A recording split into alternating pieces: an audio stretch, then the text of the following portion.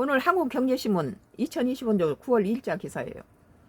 속보 이 대통령이 이달 23일 유엔 총회에서 기조연설을 나서 뭐 나는 이재명 뭐 지지자도 아니고, 물론 본래 내가 전라도 호남 사람이고 평생 김대중부터 문재인을 지지했지만은 지금 국민의힘당 민주당이 지금 너무 독재로 171석이란 거대 당으로 입법 독재를 써서 사법, 행정, 입법 전부 상권 분립이 된 나라를 전부 다 망가뜨려서 사법이 입법 앞에 설설기고, 이게 말이 됩니까? 지금 막 31명을 줄탄핵시키고 이런 걸 보면서 내가 영남이 호남을 떠나서 이 나라가 제대로 굴러가려면은 국민의힘당 그 제1야당이 지금 돼 있는 대통령이 있으면서도 당했잖아요, 윤석열이. 그러니까 국민의힘당에 힘을 보태야 된다. 억울한 일 당하거나 그러면 국민의힘당 편을 들게 되죠. 뭐 내가 호남 사람이지만 그러나 민주당이 잘했는데 못했다고는 할 수 없잖아요. 근데 이번에 내가 조금 바뀐 건 뭐냐면은 지금도 내 생각에는 171석에 107석 가지고는 가반이 안 되기 때문에 너무 약하다. 야당이 너무 약하다. 그러니까 다음 그 국회의원회 때는 야당의 힘을 좀 실어줘야 되고, 야당은 이번에 장동혁이 똑똑한 인물이 나왔어요. 똘똘 뭉쳐가지고 좀 힘을 키워라.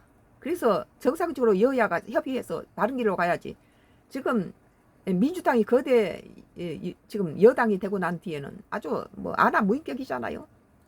사법을 마음대로 지들 하냐 부리듯 하고 이런 상태인데, 그러나 이번에 아주 내가 이재명을 공격을 많이 했죠.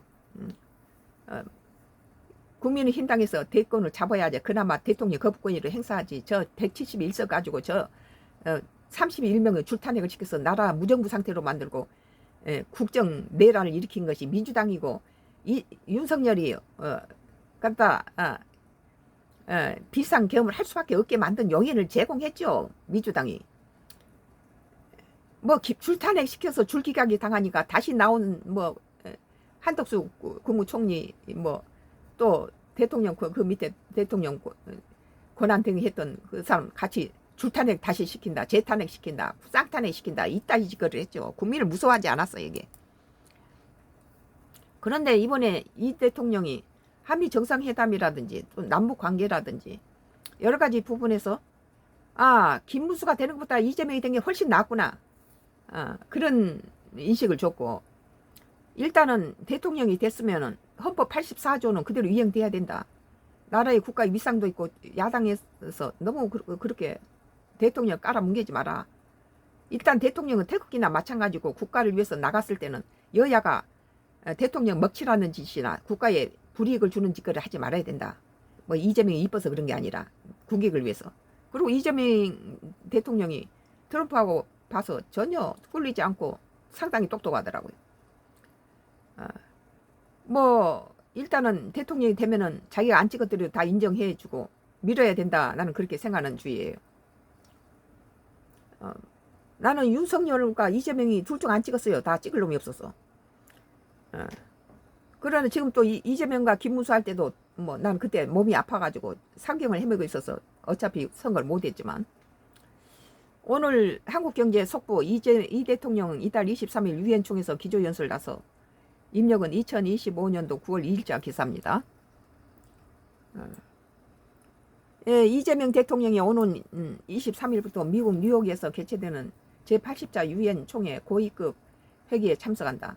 그러니까 야당이 갔다가 여당을 공격할 때도 국익을 좀 생각하란 거예요. 무조건 원수 보듯이 무조건 갖다 죽이고 깨뭉기고 나라 먹질하지 말고. 그리고 여당은 왜 이 민주당이 조국도 나는 조국이 참 안 됐다. 그리고 뭐 이번에 광복절 특사로 이렇게 풀려난 것에 대해서 뭐 그분은 그 반대는 안 하는 입장인데, 조국의 그 전 가족이 두 부부, 조국 아내 또 조국 또 그 자녀들까지도 얼마나 많은 피를 흘렸죠. 그런데 그게 자업자득이라고 생각해요. 조국이 문재인 정부 때 실세로서 대통령들 이명박 전 대통령이나 박근혜 대통령 탄핵시키고 그다음 거기다가 그것도 모자라서 다 구속시키고 그것도 역대 대통령 중에 제일 오랫동안 가둬놓고 그렇게 애를 먹였잖아요. 그것이 나라의 국익에 도움이 안 돼요. 그건 왜 대통령이 임기가 끝나면 그 사람들한테 국가에서 품위 유지비를 줍니까?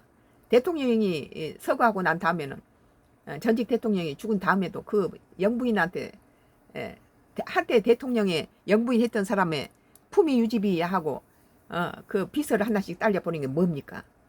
그것은 국가에 유익하고 그 사람의 우리나라에 공을 세웠던 그런 것들에 대한 것인데 이렇게 우리나라처럼 까발려 가지고 전직 대통령을 닥달하면 자기도 그렇게 당한다는 거예요.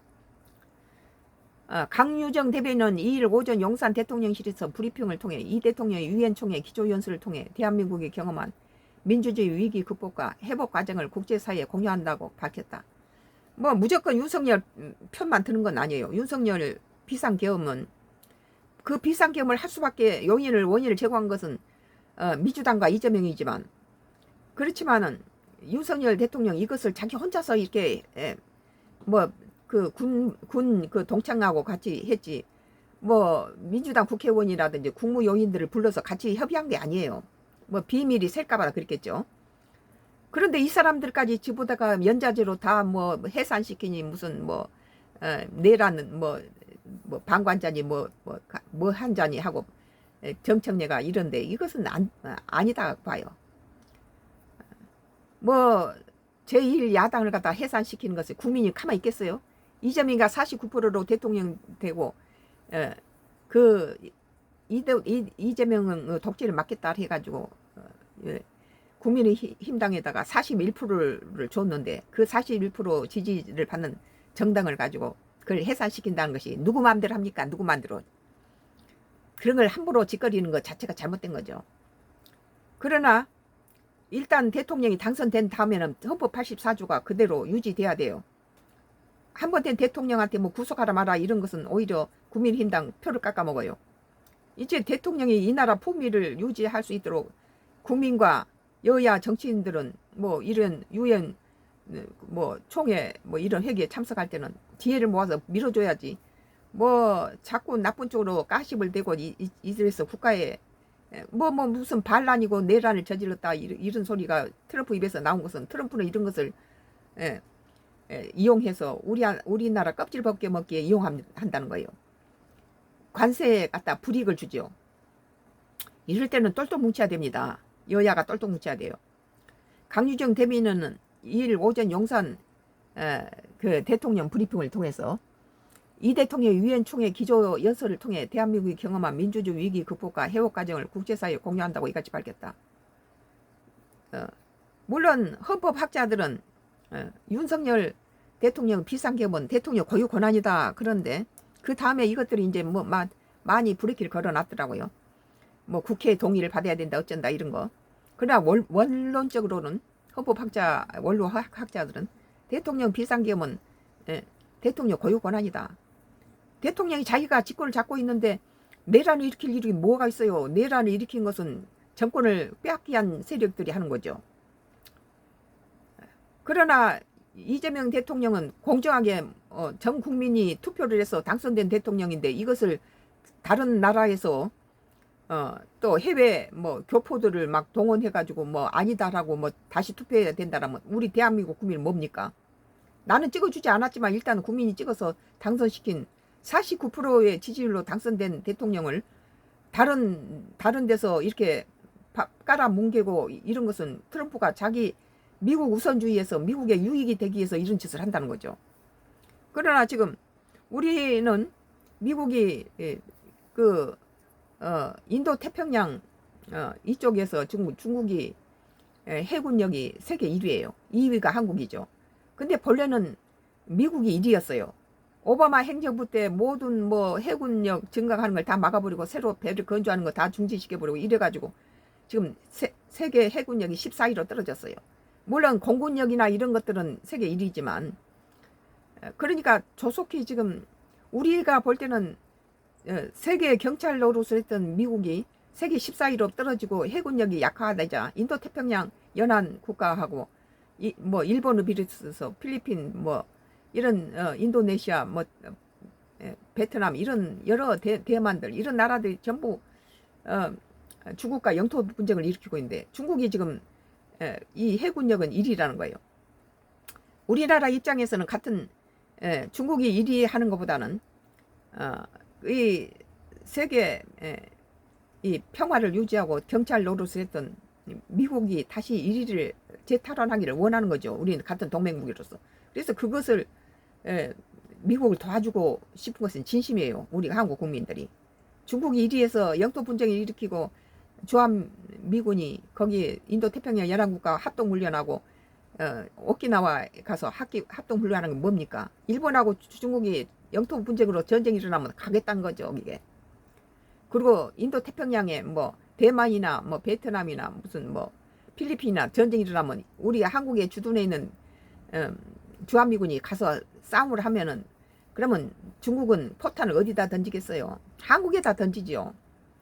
그러면 한국은 한테다 주한미군 주둔비를 내는 게 아니라 미국의 별자리 장성은 뭐라 했습니까? 한국은 중국과 일본 사이에 껴있는 항공모함이다 그랬어요.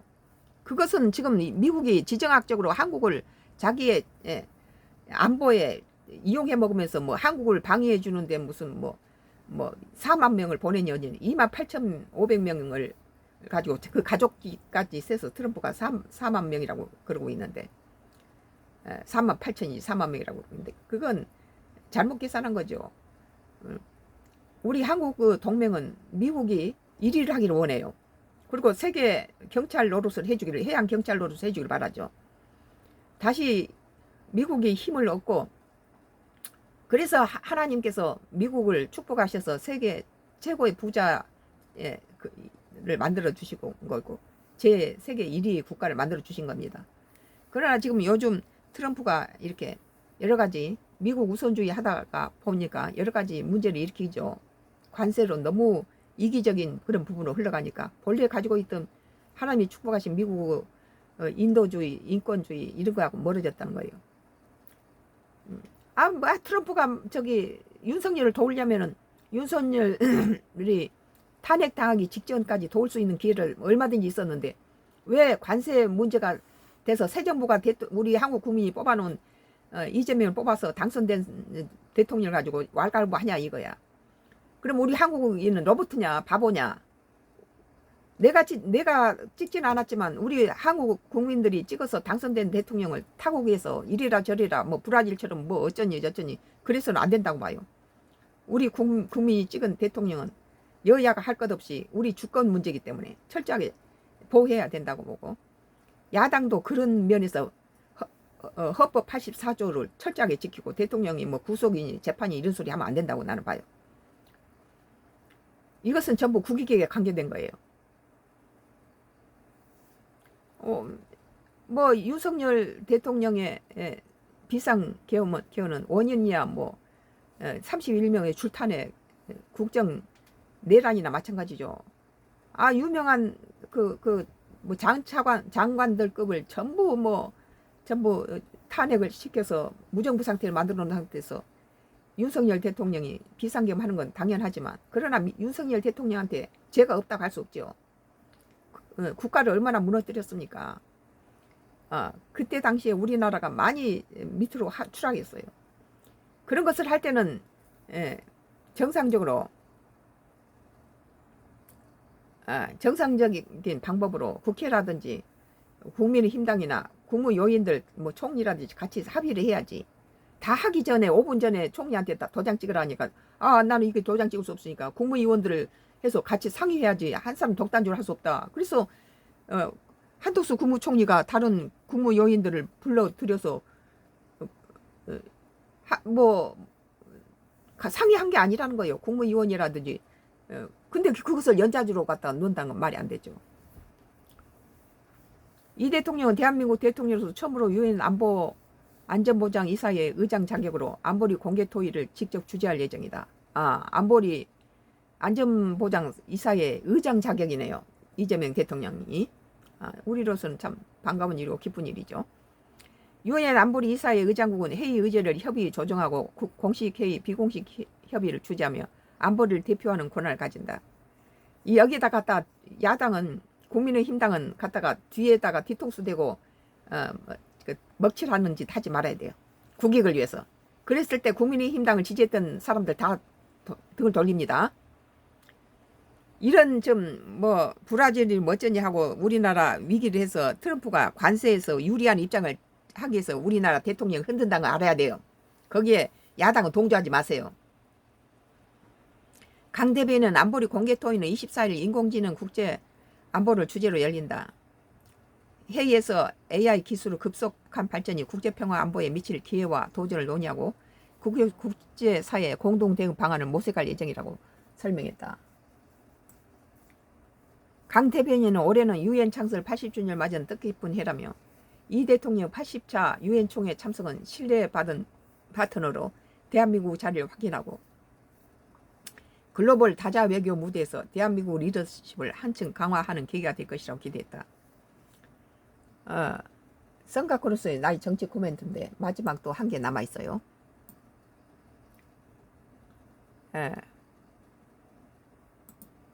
이건 이제 국내 정치예요. 국내 정치를 계속하겠습니다.